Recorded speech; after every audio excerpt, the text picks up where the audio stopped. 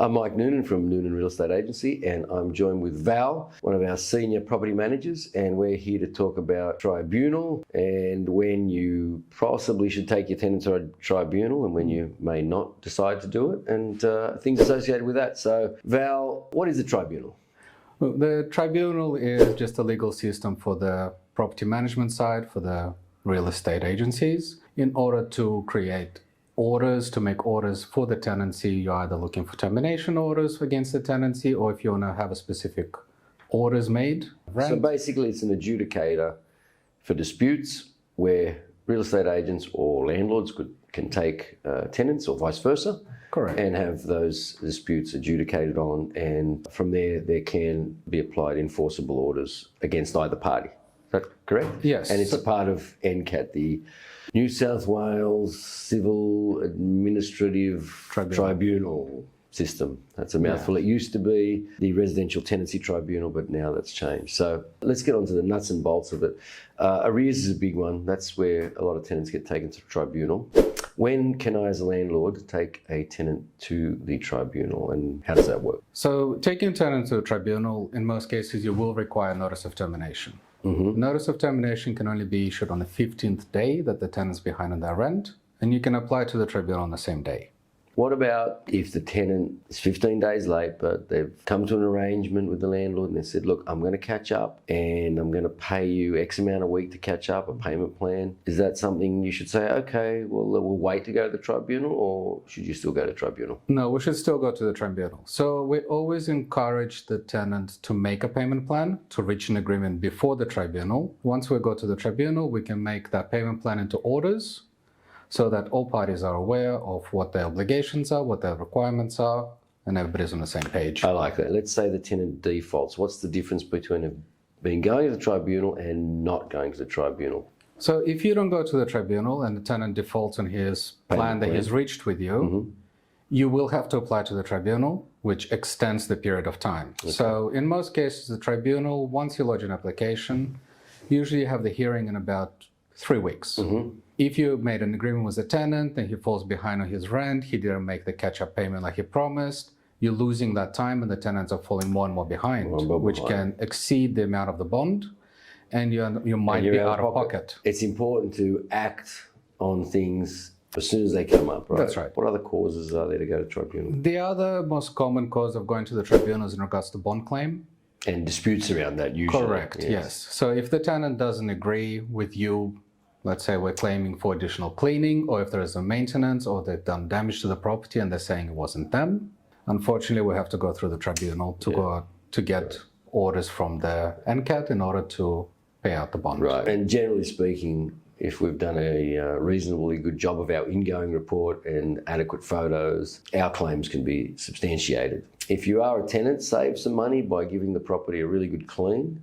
Make sure it's in the same condition as when you moved in, because it will be taken out, cleaning will be taken out of your bond, and most tenants get very irate when that happens. We've had some serious negative Google reviews, which I reply to tongue-in-cheek. It's far better off to give the property a good clean rather than find yourself in tribunal, because you'll lose, basically. What I usually recommend to the tenants is get the cleaner that the real estate recommends, because our cleaners do have a standard of cleaning that we expect them to reach and leave the property in that condition.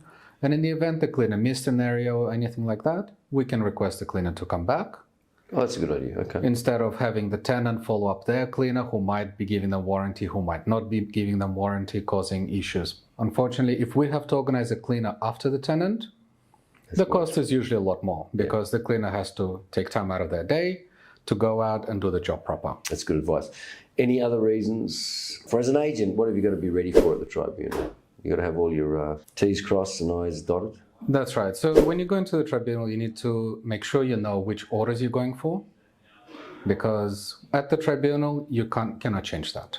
So when you apply for the tribunal, you have specific items you're requesting. You have to stick to it. You have to make sure you're ready. You have your documentation proving that what you're seeking is what should be paid to you or given to you. The other most common thing we might go to the tribunal for example, is compensation. Right.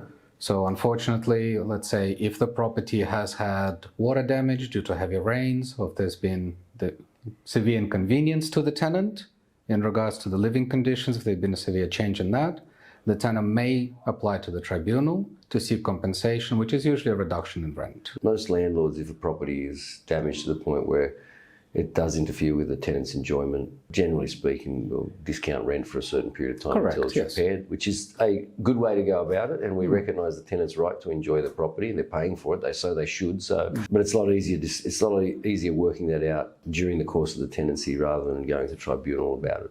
Correct, yeah. Fortunate side, sometimes it falls outside the scope of the owner. So, for example, if it's a strata building, That's true. Yeah. if there is water ingress in the property and the damage is being caused due to building defect, It's another hard one. that becomes a That's trickier another one. hard one. We've had that, definitely had that one, where a internal wall leak or something is causing problems to the tenant.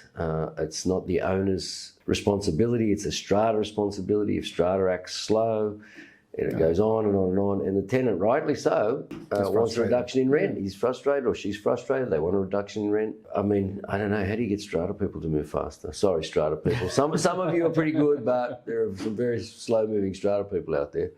No, it's very tricky. So with the strata, the option that we have is we can lodge a complaint with the Department of Fair Trading, whom will reach out to the strata to seek confirmation as to why there's delay in regards to works. Got it. We do have to understand that with the strata, they do work on behalf of the committee, and they are limited in regards to what they can do. They have to get approval from the committee in the building. If the building is big, the bigger the building, the bigger the committee, the longer it might take Slower for action. process. Correct. Right, okay. Anything else that springs to mind on tribunal matters or things that landlords should be aware of? Look, the only thing with the tribunal, if the matter is complicated, in most cases it will require more than one hearing. The initial application, they'll take you to what is called an open hearing, where there's multiple parties in the room, and they try to hear the cases. If it's something simple, they make a decision on the day. If the matter is complicated, they will forward it to what's called a formal hearing, where both parties have to produce the evidence to each other. They both review it, and then the formal hearing is done.